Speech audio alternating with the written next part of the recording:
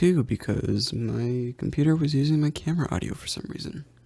Now, I want to preface this video by saying this is by no means a 100% fair comparison. This is due to multiple reasons. For one, we're not really comparing apples to apples here. Now, all of these microphones I'm going to be comparing are condenser microphones. Now, these two types of microphones really aren't that different, but there is some matter of difference as to how one flavors your voice versus the other, so I thought I'd mention it. Now, the other thing to note is that all of these microphones, except for one, are XLR microphones.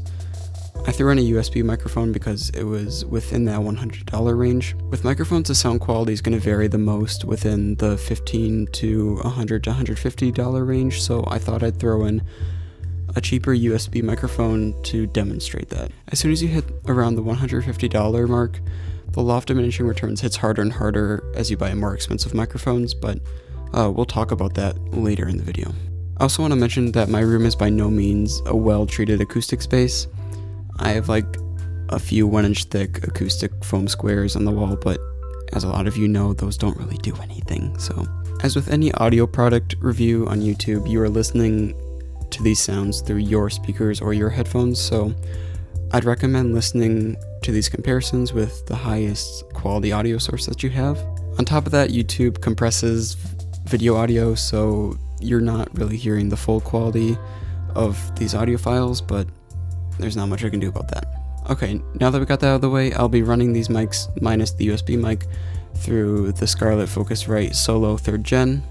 I'll be using a pop filter just for the ease of listening. I won't be doing any sort of post-processing minus adjusting levels if I need to. Now we'll start on the cheapest microphone of the bunch, which is the Neewer NW700. Now this microphone is a Chinese stencil microphone or a white label microphone, which basically just means that it's a cheap microphone that's made in China that companies can buy and slap their own name on it. You've probably seen this microphone like a lot if you've shopped for cheap microphones on Amazon. Now I have the microphone here, but it doesn't look like you can buy just the microphone by itself anymore. You have to buy it as a kit. By the way, it's still pretty cheap at like 35 bucks, or I think when they sold this individually, it was around 20 bucks. So let's take a listen. So this is the Neewer NW700. As you can tell right away, it's quite sibilant. It doesn't do a very good job of picking up the higher frequencies. And it also lacks a body. It lacks a lower end. My voice is very, very thin and mid-driven right now. Now, both of those things make this mic very unclear and kind of muddy sounding. Now, if you take the price into consideration, this isn't a bad microphone, especially considering the accessories it comes with and the fact that it's actually an electret microphone, which means it technically does not need to be plugged into an interface to work. However, that being said, you can still do much better at this price range. Now, the next microphone in the lineup is the USB mic, which is the blue Snowball Ice. This microphone runs only a few dollars more than the NW700 kit that I just showed. This microphone is about $40. Now, you don't get all the same accessories that you do with the Neewer kit, but you do get a little desk tripod, and the microphone itself has a 5/8 stand adapter on it if you want to put it on a microphone stand or a scissor arm. Anyway, here is the blue Snowball Ice. Now, this is the blue Snowball Ice, and as like the Neewer, this microphone struggles a little bit on the clarity. However, this microphone does pick up more frequencies that the Neewer doesn't, such as the low end and a little bit on the high end. This microphone has a lot more low end to it, and it gives my voice a lot more body, more power to it that the Neewer did not. And as far as the high frequencies go, this microphone is still sibilant, but it is not as bad as the Neewer. In other words, it's easier to listen to for longer periods at a time. This was actually the first microphone that I bought, and it served me well for a few years until I decided to upgrade. Now, the next jump in price is going to be the $80 to $100 price range, and I'm actually going to be comparing two microphones that are the same price, so happy birthday, you get another microphone comparison. So the two microphones I'm going to be comparing are the Neat Worker Bee and the microphone I'm currently talking into, the Blue Ember. Now, both these microphones are priced in the $80 to $100 range depending on where you buy them from, and they're both popular and well known for punching way above their weight. Especially when it comes to price to performance. But despite these being the same price, they actually have quite a different sound between the two. This means that depending on the person or the situation, one microphone might work better than the other, but that doesn't necessarily mean that one microphone is better than the other. And this is kind of where it starts to get to the point where you should know what you want from a microphone before you purchase one, or purchase one of these two, unless you're going to buy both of them, because they're both pretty decent microphones. Now this is the Neewer Workerbee, and it's around $80 at the time of recording. Now the sound characteristics of this microphone favor a lot more heavily in the bass and the low end, which gives your voice a lot more of a warmer, rounder tone. It's very inoffensive in terms of sound quality. Now if you find that your voice is a little more piercing, a little more on the higher end, this microphone might actually help subside that edginess. Alternatively, if you have a lower voice and you want the bass in your voice to be accentuated, this microphone is also a great pick for that. It's overall a very dark sounding microphone for a condenser. Now on my voice, I hear a little bit of a sibilance issue, but compared to what we've heard before, it's really not a problem, and even not comparing it to those just by itself, it's really not a problem. It's not an issue that gets fatiguing to listen to.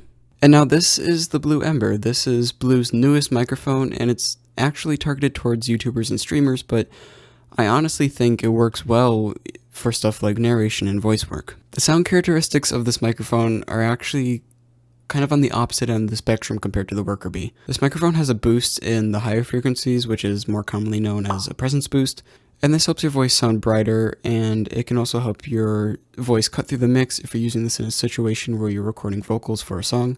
This is the first small diaphragm condenser on this list, and you can tell by how small this basket is. Now, I've actually seen this $85 microphone be compared to the $2,000 Blue Kiwi, and honestly the results are very, very close to comparable. Now this is kind of an example of diminishing returns I was talking about later, but I'll actually cover that after the next comparison. Now this is the Oktava MK01201. It's a real catchy name, I know. Now this microphone will run you about $215. And now this isn't the kind of microphone that you would typically see in a YouTube video or a stream.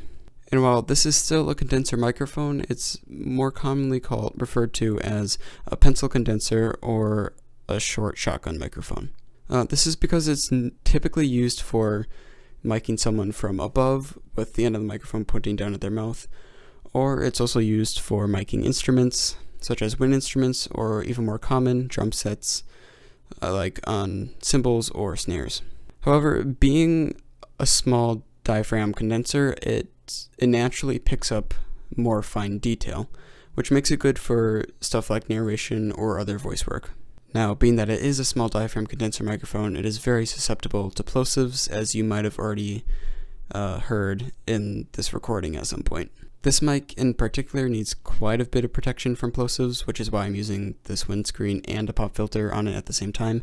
It is extremely sensitive. Now, this issue is present on the Blue Ember as well, because the Blue Ember is also a small diaphragm condenser, except it's less of a problem on the Blue Ember because there's already some shielding from plosives. However, that doesn't mean that you should use it without a pop filter. It is still very susceptible to plosives. Overall, the tone of this microphone is very balanced, in my opinion. It can accurately pick up the bass in my voice while also making the high end in my voice very crisp and very clear while not being sibilant at all. I can maybe see this mic being a little bit mid-driven, but overall I think it's a very flat sounding microphone and very crisp, and I actually really like this microphone a lot. And it's honestly kind of hard to distinguish at first the sound of the Ember and this microphone, but there is a very slight difference. In the end, I think the Ember has a little bit more of a boost in the low end, and maybe a little bit more in the presence areas and the high in the air, but these microphones are still extremely similar, and they're $100 apart. Now here's where I'm going to talk about the law of diminishing returns. Now, as you just heard, the $200 microphone really didn't sound that much better than the $100 microphone. And some of you may have even thought that the $100 microphone sounded better than the $200 microphone. And I would actually tend to agree in some cases. There's a certain point where spending more money does not grant better results. Spending more money just grants different results. A lot of what makes a microphone sound good is what works for you. For example, I think the Worker Bee sounds worse than the Ember or the Oktava, but that's just for my voice. I heard the YouTuber Audio Haze make the analogy that once you reach the point of diminishing returns, different microphones become like different colors of a palette.